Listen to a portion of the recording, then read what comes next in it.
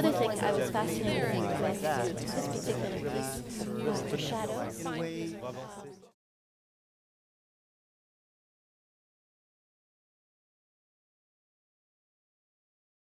Virginia, how did this program come together for you?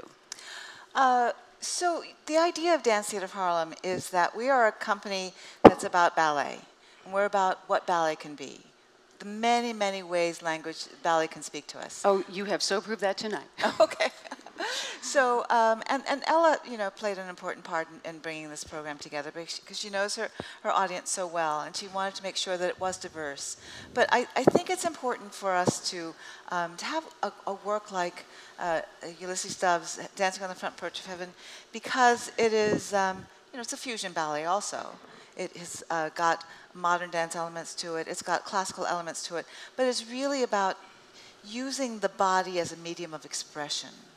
And then when we get to Past Carry Forward, there's so much history that's part of the African American experience that is not familiar to African Americans, it's not familiar to audiences in general. And so I want to use this language of ballet to talk about what we have experienced in this country and bring that history forward. So that's kind of a mission of Dance Theatre of Harlem also, to tell an African American story as part of all of our evenings. And Donald Byrd created this work, Contested Space, for us in 2011, I think it was. It was created for the Dance Theatre of Harlem Ensemble, which was the predecessor to the relaunching of the touring company. And it was just such a smashing work that I thought, oh, let's keep it in the repertoire, and let's keep pushing the dancers in it and making sure that they get more and more out of it. How did, I have a question about the Ulysses Dove piece. How did you end up having that piece in the repertoire? Is there a story there? There's a plenty of story there. I was the editor of Point magazine, and we had this really wonderful opportunity to come up here to do a story at Jacob's Pillow. And the Royal Swedish Ballet was here. Oh. And the ballet they were performing was Dancing on the Front Porch of Heaven. Oh, it all comes together at the Pillow. It all comes together. So that was the first time I saw it. I saw it here. And it was just such a powerful and amazing work. And then last year, we were at the Pillow, and we had been talking to Alfred Dove, Ulysses' brother, and we've been saying we really want to do Dancing on the Front Porch of Heaven. I think it's going to be really magnificent for the company. Ulysses was supposed to do a work for Dance Theatre of Harlem just before he died, and it never happened, so we never got a chance to work with him directly. And so we invited Alfred to come and take a look at the company here at the Pillow. And so Alfred came and looked at the company, and he was like, I'm not sure. I think that, I was like, oh, That's such a fantastic and so story. he after seeing this, we worked it out, and so it's really very special that we get to do it in this engagement, because it really came full circle here. It sure did. Thank you for, I'm glad I asked. I had a feeling there was a story, and there was a good story, 2 stories. After seeing the Wednesday night, I told Francis that I didn't think I was breathing during the ballet. I was like, this suspended state. And I think my whole row wasn't breathing. They were just, because when it was over, they all kind of exhaled. And he goes, oh, it's the same for us. So, Francis, could you talk a little bit about dancing on the Front Porch of Heaven? What's it like on the front porch? Sure. I'm quite familiar with choreographer Ulysses Dove because I was lucky enough to do a previous work of his called Red Angels, and I've always known about Dancing on the Front Porch of Heaven, and I was only familiar with it through YouTube. And when I knew Virginia brought it to the rep and we were doing it, I was very excited but nervous at the same time, because each part in Dancing on the Front Porch of Heaven has a very high technical demand. Actually, I remember learning it the first week, and we learnt the entire ballet, and we all just sort of looked at each other and we were like, how are we going to do this night after night? And but what's so important about this ballet is the themes and the ideas behind them. And of course it's a ballet about love and loss, and Ulysses choreographed it at a time in his life where I think about 13 people died in his life, and so it's very close to his heart. And so we have to portray that feeling of love and loss. And each section, there's 4 different sections, they all have a different theme. And it's a big responsibility to get on top of the technique and portray all these ideas. Well, perfect segue to talk to Chyrstyn in terms of being on top of the technique. I got to see Chyrstyn dance the ballet on Wednesday night. So much of it is on point. Yes. It is a ballet that really pushes what we can see on point. You're so elevated. I mean, it creates a sense of the ballet happening almost on another plane. So I know it's very difficult for the women's parts, but I'd love to hear you talk about the experience.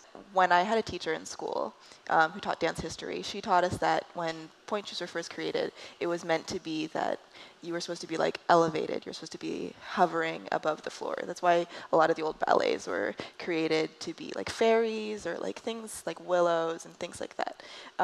So I kind of enjoy the fact that a lot of things are on point. Like we do a lot of bourrées, which makes us seem like we're floating.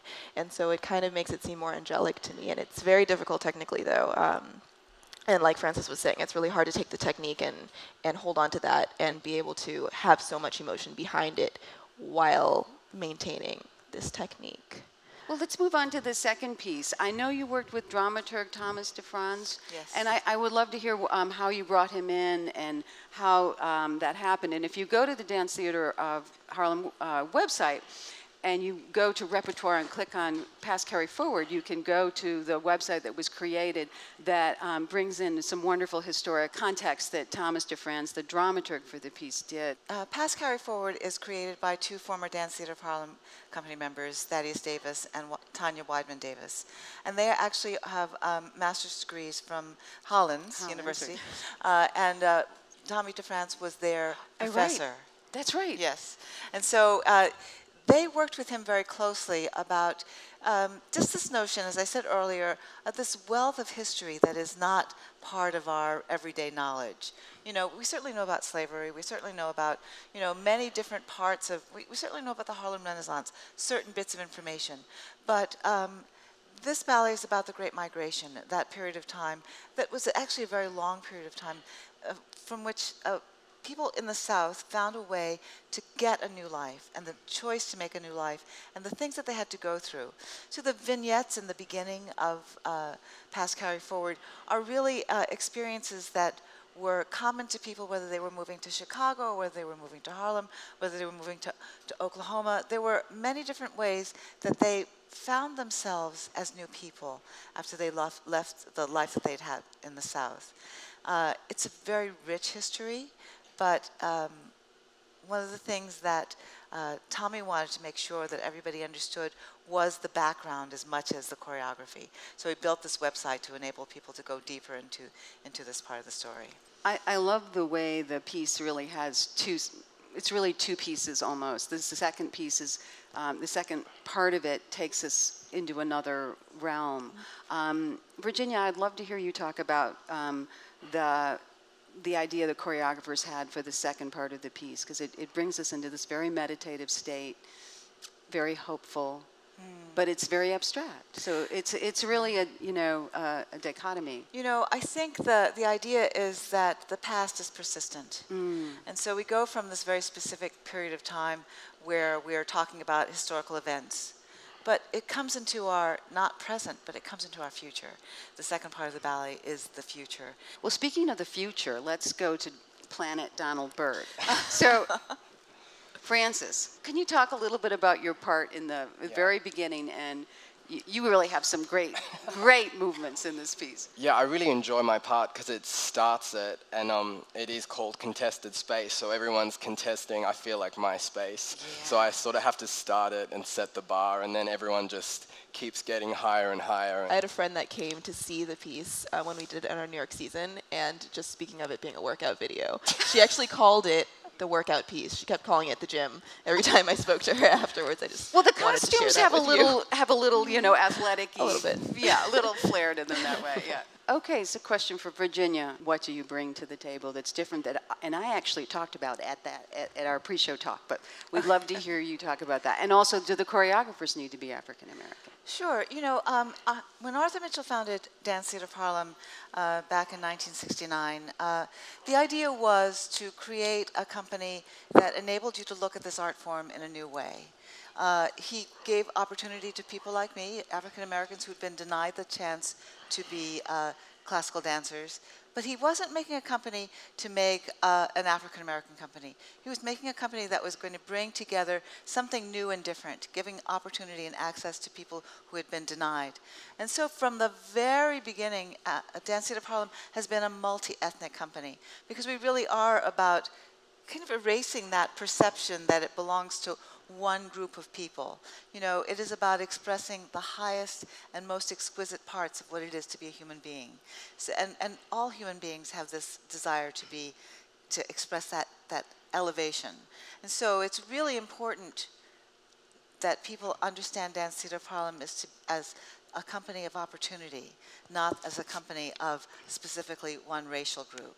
In that sense, then, of course, our choreographers are very diverse. It's about giving opportunity to choreographers who may not have been given the chance to choreograph in the classical realm. They may be African American or they may not be, but it really isn't about making another kind of segregation.